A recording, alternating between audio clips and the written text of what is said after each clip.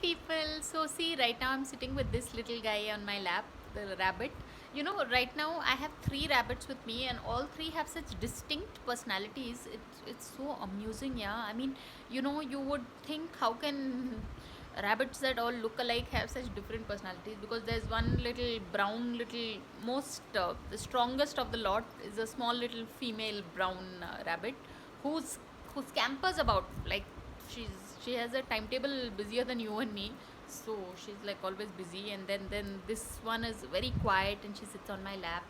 And then there is I have this one rabbit without a year, 1 year. So he's the oldest of the lot, and he's very mature, and today I think he's not well, so he's very quiet.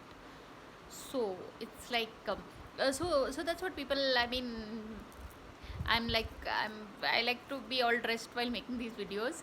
And this is a small little tip that I've learned as of I've spoken about it in my one of my previous videos. It is the fact that lime peels. If you scrub it on your skin, and if you use it in your bath water, it'll be like the best bath you've ever had. Yeah, like seriously, you that feeling of freshness is something else. So lime peels it is.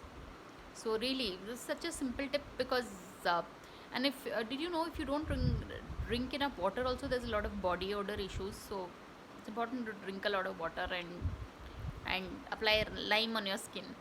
So really, random video, but I had to make this. So, but so really, this is an important tip to prevent body odor, and of course my rabbits, because around rabbits that's the only drawback about these set of pets, that if I clean their cage like every day, otherwise there's a lot of odor happening.